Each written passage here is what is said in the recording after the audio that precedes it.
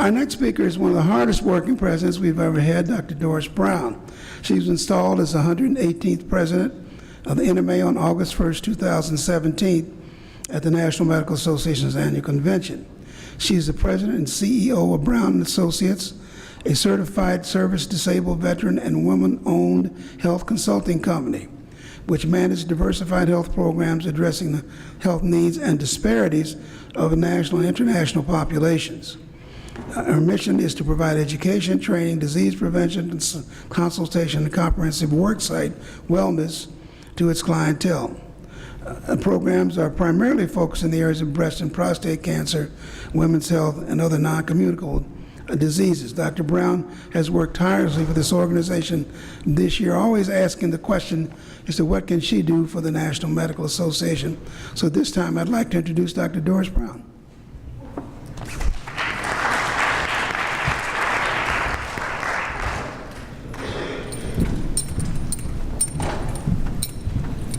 Thank you so much. I guess I have perfect timing. I was just speaking with the NIH Fellows. It's a very important part of the program. And again, I want to thank the Past President's Council for inviting me to be a participant in this first leadership forum. I think it is very, very important for individuals that are thinking of leadership roles in the association or leadership roles in general. So, as I take a deep breath and have a sip of water, I've been running up and down the stairs in addition to walking a mile this morning. So, what I really thought was, because all of the tenets of leadership really will be covered in the program by various other speakers, I thought I would take a little different turn and talk about some of the essential habits for making a creative National Medical Association. I do things a little bit outside of the box, but it's all because I love the association and I want to see it grow, and it's important for us to do branding. So of course, you have to understand, first of all, what is the purpose of leadership, and then you want to know some tenets of building that creative organization and making it an environment that is conducive for that particular growth, and you want to have an empowered culture. So I will speak a little bit about some of those things, and what we really want to do is to create and utilize you as the superpowers that's going to make this engine called the National Medical Association grow and become the stellar organization that it is. So you need to know, from my estimation, where we've come from. So what was the reason why the National Medical Association was founded? And then you can ask your questions. Why do we exist? And particularly, I think many of the young people asked that question today in particular. It was like, well, we have all of these other associations and our specialty societies. Why do we need an NMA? You need an NMA today more now than ever before. So you have to look at and address our mission. And as I have looked at the mission and embraced it, it has not changed over the years. Our founders were so astute in putting those words on paper, and we have lived by that for 123 years, and I think it is important for us to live by that for another 125 years.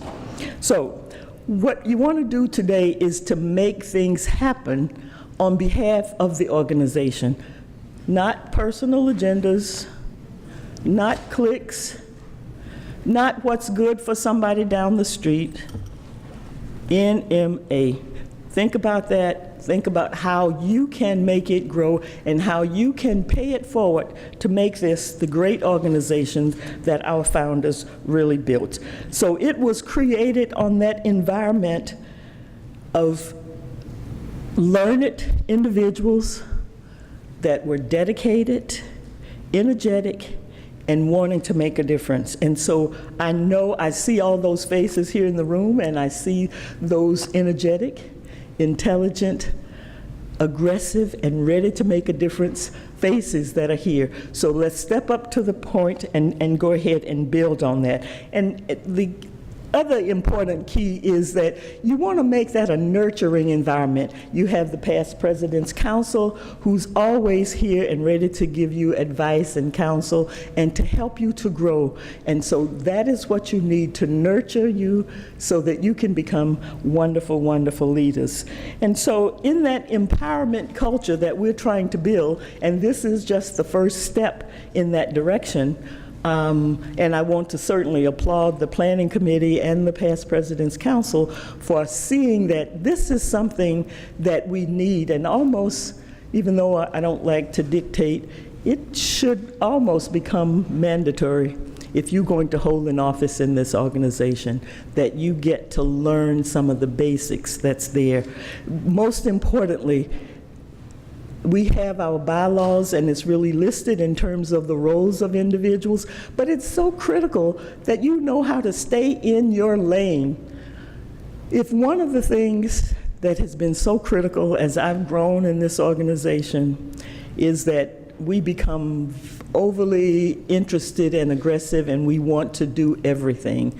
But we have various segments that can do that. So it's just take a deep breath. Know what your role is, do it well, don't jump over into anyone else's lane and try to do their job. You might make suggestions, but do not dictate. So some of those superpowers that you should use in terms of leadership, of course, is having the energy. You need a lot of energy if you're a part of this organization because it's work. It's a labor of love. And so if you're thinking about running for an office, don't do it for the wrong reasons, okay? And maybe because I'm an old school person, I don't care about a resume at this point. I've passed that stage. And I know some people want to have that line written on their resume. That's okay, but don't make it your top priority. It should be down below. You're looking at a major organization and you want to know, how can I make that organization grow? We should have, and I heard someone give some data in one of the meetings that in 1924, 27, there were 7,000 members in the organization, 28. And so we've gone up and down and up and down, and now hopefully we're on the rise, and we're going to make that 17,000 or 70,000. What other organization will look out for you when you get in trouble, when you need someone to stroke you, to nurture you, and to provide you with that kind of assistance that you're not going to find anyplace else? I mean, it's good to be in other organizations and to participate in them and to help them with their diversity and inclusion, but always know where you come from and who struggled to get you where you are. And that is the National Medical Association. So we're going to help you with your problem solving. We're going to try to simplify it for you. We want to help you with experimentation if you need to do that. You got to have that true grit to stick together to make this organization grow. And when you look at decision making, it's not this way or that way. You have to be flexible. You have to be inclusive. And so not one size fits all. We have many things. I mean, some people believe in whatever. You need to know that it's okay to agree to disagree and do it in a professional manner and continue to grow. I love a lot of people, but I don't always agree with them, and we smile and I state that I don't agree with that, and that's my opinion, and that's okay, and I'll respect you with your opinion, and then we go on to do what is good for the organization.